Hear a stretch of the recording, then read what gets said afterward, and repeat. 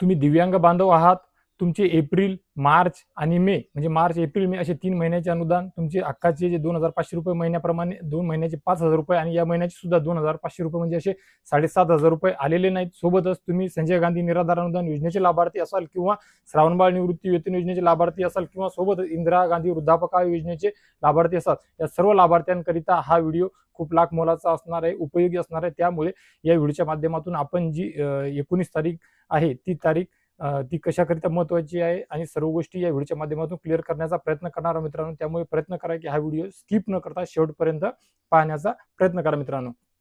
तर मित्रो, खऱ्या अर्थाने दिव्यांग बांधवांच्या खूप मोठ्या मागण्या आहेत, खूप मोठे प्रश्न आहेत, प्रलंबित प्रश्न सुद्धा आहेत. या अगोदरचे संजय गांधी निराधार अनुदान योजनेच्या लाभार्थ्यांचं अनुदान सुद्धा अजून वाढवण्यात आलेलं नाहीये. सोबतच दिव्यांग बांधवांना जेवढं हक्काचं अनुदान वाढून मिळणे अपेक्षित होतं ते सुद्धा अजून मिळालेलं नाहीये मित्रांनो. आणि या सध्या परिस्थितीमध्ये ज्या अडचणींना त्यांना सामोरे जावं लागत आहे, तोड द्यावं लागत आहे, फेस करावं लागत आहे, त्या सर्व समस्यांना घेऊन आमदार बच्चू कडू साहेब हे 19 तारखेला म्हणजे जवळपास रोज मंगळवारला मंत्रालयावर मोर्चा काढणार आहे मित्रांनो. ज्यामध्ये तुमच्या आमच्या प्रमुख मागण्या असणार आहेत दिव्यांग बांधवांच्या. त्या प्रमुख मागण्यांकरिता 19 तारखेला हा मोर्चा मंत्रालयावर काढण्यात येणार आहे. त्या अगोदर जर ह्या मागण्या मान्य झाल्या तर मोर्चा काढण्याची आवश्यकता पडणार नाही मित्रांनो. आता खऱ्या अर्थाने मागच्या वर्षी ज्या वेळेस बच्चू कडू साहेब यांनी आंदोलन मोर्चा पुकारलेला होता त्यामध्ये खूप मोठ्या प्रमाणामध्ये सहभाग तुमचा आमचा म्हणजे सांगण्याचा अर्थ माझा असा आहे की दिव्यांग बांधवांचा आणि दिव्यांग भगिनींचा खूप मोठ्या प्रमाणामध्ये होता मित्रांनो. ज्यामध्ये 17 ते 19 मागण्या होत्या, प्रमुख मागण्या, आणि त्या प्रमुख मागण्यांमध्ये दिव्यांगांच्या सुद्धा खूप मोठ्या प्रमाणामध्ये मागण्या होत्या. ज्यामध्ये त्यांचं मानधन 6,000 रुपये मासिक म्हणजे 6,000 रुपये महिना करण्यात यावं आणि इतर सोबतच प्रमुख मागण्यामध्ये दिव्यांग बांधवांचं आणि दिव्यांग भगिनींचं जे कर्ज प्रकरण आहेत त्यांना सुद्धा माफी देण्यात यावी.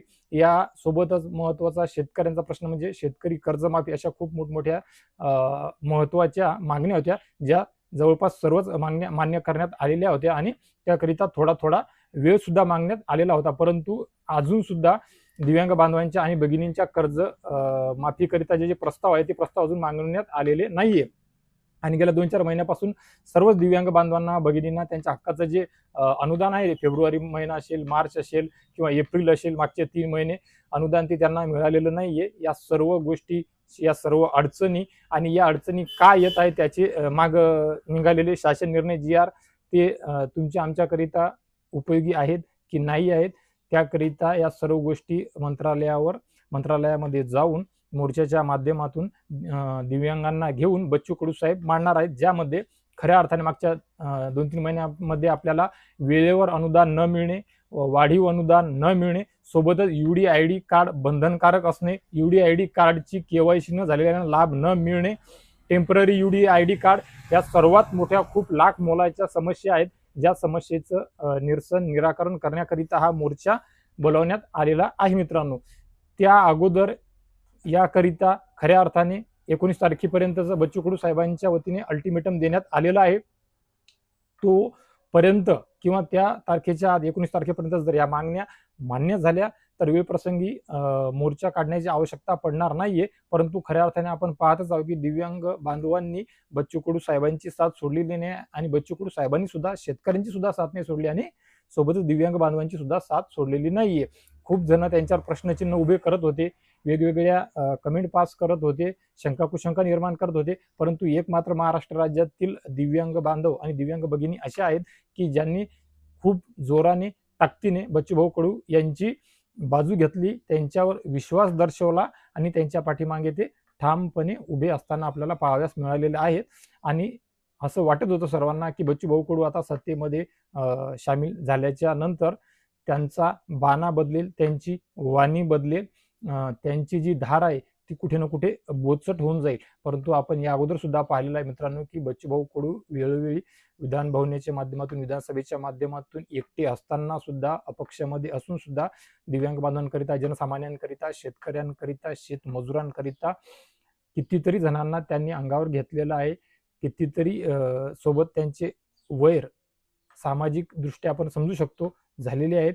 त्यांनी कुठलाही कसाही विरोधाचा विचार न करता आमची बाजू या अगोदर सुद्धा मांडलेली आहे मित्रांनो, आणि तोच बाणा त्यांनी सत्तेमध्ये जाऊन सुद्धा कायम ठेवलेला आहे.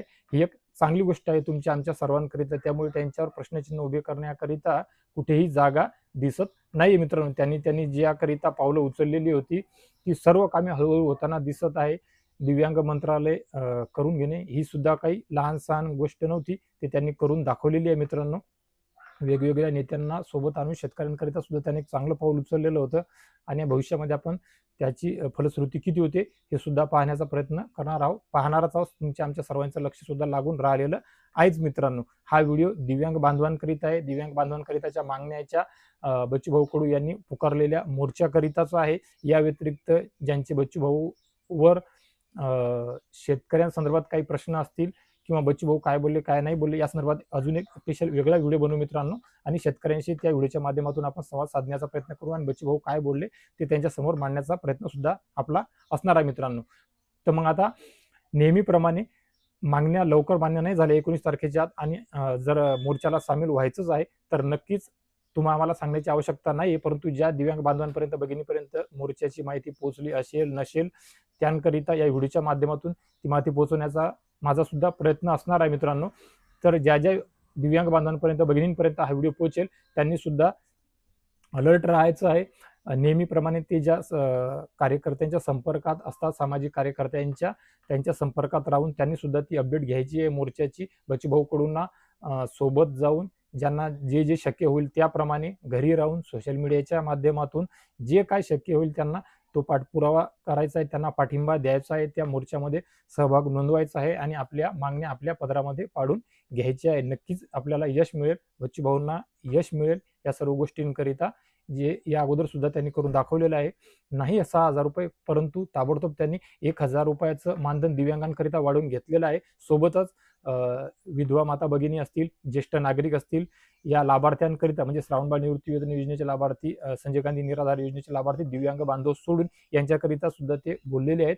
त्यांचं मानधन कधीपर्यंत वाढू शकते, कितीपर्यंत वाढू शकते या गोष्टी सुद्धा पाहण्यासारख्या आहेत, ज्याकरिता अजून वेळ लागणार आहे मित्रांनो. परंतु सध्या परिस्थितीमध्ये ज्या दिव्यांग बांधवांना हेलपाटे घ्यावे लागत आहे, कागदपत्राच्या अडचणी येत आहे, त्यांच्याकरिता जो तुघलकी निर्णय काढण्यात आलेला, भलेही तो या भ्रष्टाचार थांबवण्याकरिता किंवा खऱ्या लाभार्थ्यांना लाभ मिळावा आणि बोगस लाभार्थ्यांना लाभ मिळू नये तो थांबावा याकरिता असला तरी सुद्धा UDID कार्ड याकरिता खूप साऱ्या लाभार्थ्यांना त्रास होत आहे. जिल्हा पातळीवर जाणं पडत आहे. वैद्यकीय अधिकाऱ्यांनी त्यांना डिसॅबिलिटी कार्ड जे आहे ते परमानंट देण्याऐवजी टेम्पररी दिलेलं आहे. त्याकरिता त्यांना खूप त्रास होत आहे. त्यांचे लाभ थांबलेले आहेत. 2 आणि 2,500 रुपयामध्ये त्यांचं खरोखरच खूप काही होते. दवाखाना, औषधी, मेडिकल, किराणा, तेल, साखरेपत्ती, घर खर्च तेवढा आधार होतो त्यांना. ते सर्व काही त्यांचं थांबलेलं आहे. त्यांना त्रास होत आहे.